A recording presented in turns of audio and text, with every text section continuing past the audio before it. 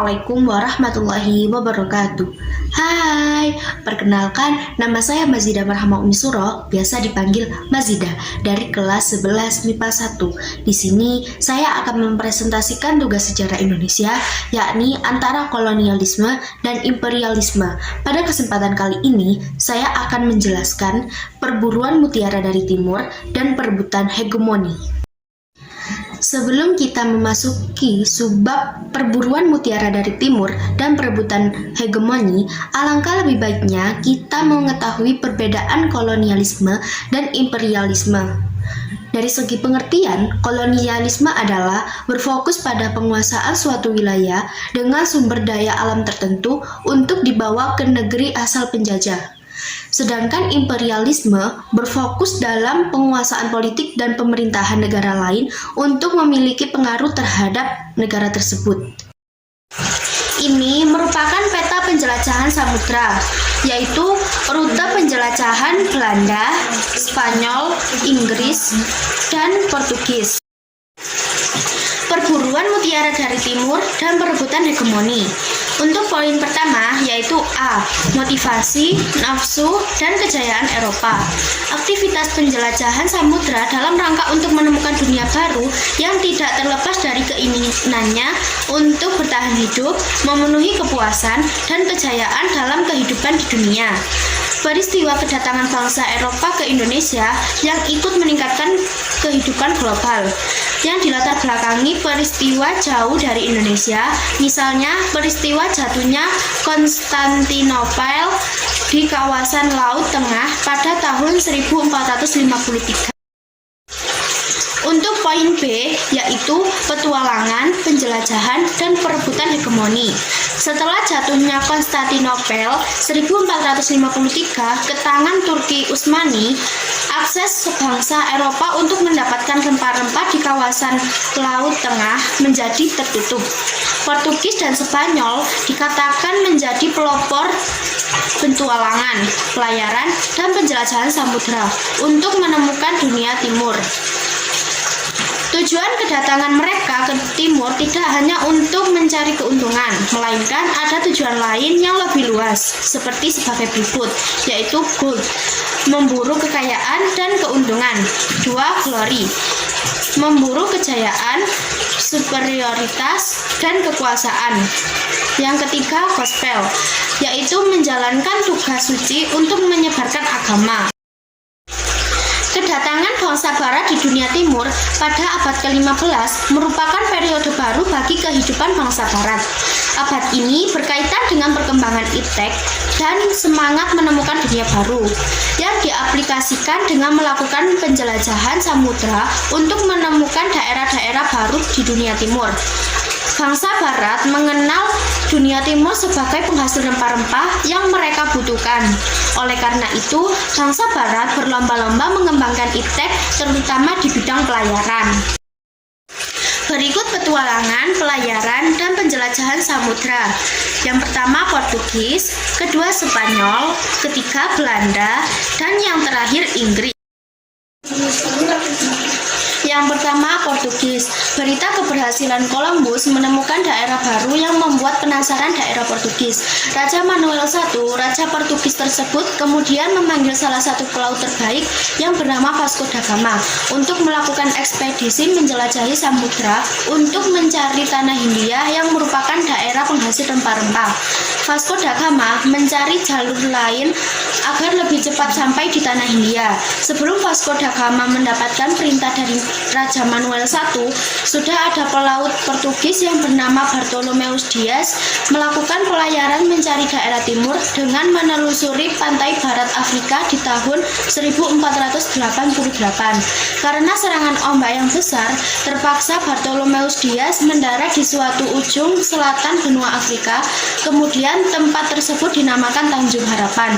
Setelah itu tidak melanjutkan dan memilih kembali ke negerinya. Pada Juli 1497, Vasco da Gama berangkat dari pelabuhan Lisabon untuk penjelajahan samudra. Berdasarkan pengalaman Bartolomeus Dias, Vasco da Gama berlayar mengambil rute yang pernah dilayarinya. Rombongan Vasco da Gama singgah di Tanjung Harapan dan melanjutkan penjelajahan menelusuri pantai timur Afrika. Kemudian belok kanan untuk mengarungi Laut Hindia atas petunjuk pelaut bangsa Moor. Pada tahun 1498, rombongan tersebut mendarat sampai Kalkut dan Goa di pantai barat India. Rombongan Vasco da Gama menyiapkan batu yang diberi pahatan lambang bola dunia yang disebut Padrao untuk tanda bahwa daerah itu milik Portugis. Bahkan di Goa mereka mendirikan kantor dagang. Atas kesuksesan ini, Vasco da Gama diangkat sebagai penguasa Goa atas nama pemerintahan Portugis oleh Raja Portugis. Setelah beberapa tahun, Portugis sadar bahwa India bukan penghasil rempah-rempah, melainkan Malaka adalah pusat rempah-rempah. Oleh karena itu, dipersiapkan ekspedisi dengan armada lengkap. Pada 1511, Portugis berhasil menguasai Malaka dan memasuki wilayah Kepulauan Nusantara, yaitu Tanah Hindia. Orang Portugis mengetahui tempat buruannya, yaitu mutiara dari timur, yakni rempah-rempah di Kepulauan Nusantara, khususnya Maluku. Pada 1512 terjadi perlawanan yang dilancarkan terhadap keserakahan Portugis di Malaka. Dalam hal ini, Pateh Kadir menjalin persekutuan dengan Hang Nadim. Kadir dipukul mundur serta terdesak sehingga meloloskan diri ke Jepara dan Demak.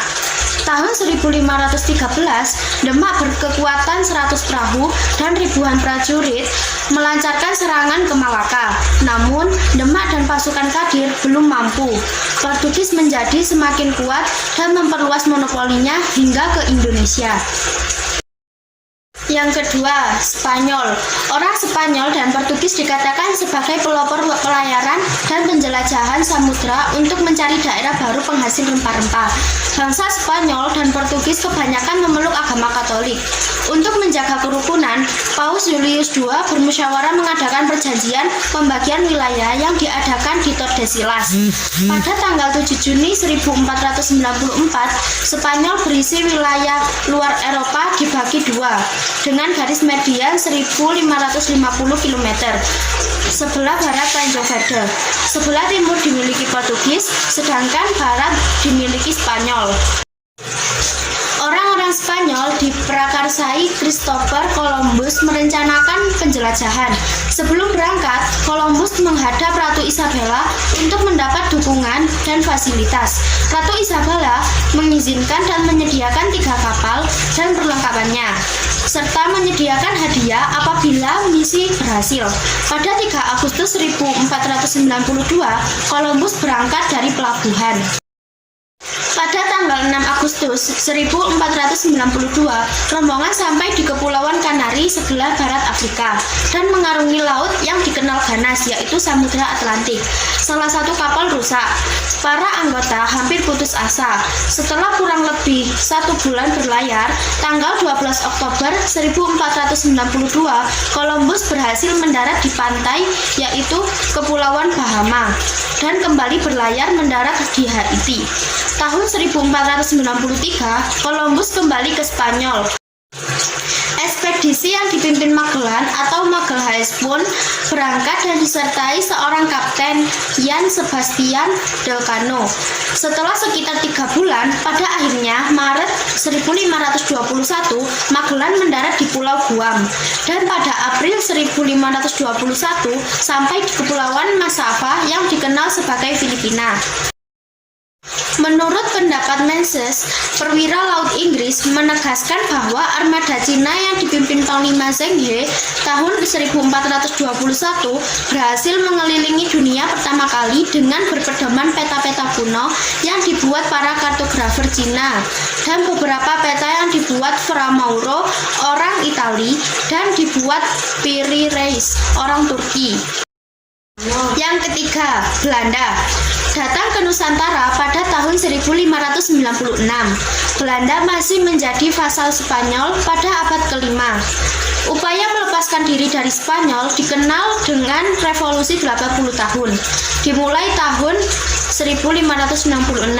Di tengah revolusi, kegiatan perdagangan di Lisabon berkembang dan berjalan normal. Tetapi saat Portugis berada di bawah kekuasaan Spanyol, Belanda dilarang berdagang di Lisabon. Orang-orang Belanda mulai mencari jalan pergi ke dunia timur, yaitu tanah Hindia. Pada tahun 1596, Willem Barents mencoba berlayar melalui daerah Kutub Utara. Ternyata Barents tidak begitu mengenal medan, sehingga kapalnya terjepit es. Barents terhenti di pulau yang disebut Novaya Zemlya. Ia berusaha pulang, namun ia meninggal di perjalanan. Pada tahun 1595, Cornelis de Houtman dan Peter de Keyser memulai pelayaran bersama armadanya yang berkekuatan 4 kapal dan 249 awak kapal beserta 64 pucuk meriam, berlayar mencari daerah penghasil rempah-rempah yaitu tanah Hindia dan mengambil jalur yang dilalui Portugis. Tahun 1596, ia sampai dan mendarat di Banten. Saat itu kerajaan Banten dalam masa pemerintahan Sultan Abdul Mufakir Mahmud Abdul Qadir. Dengan melihat Banten yang strategis, Cornelis de Houtman berambisi untuk memonopoli perdagangan Banten dengan sombong dan kasar. Rakyat Banten mengusir Belanda, Belanda kembali ke Belanda. Tahun 1598, rombongan yang dipimpin Jacob van Heemskerk mendarat di Banten dengan hati-hati dan bersahabat dan diterima oleh Banten. Kapal-kapal mereka mulai berlayar ke timur menuju Maluku. Pada tahun 1599, Belanda diterima baik oleh Portugis. Pelayaran dan perdagangan orang Belanda menguntungkan dan berlipat.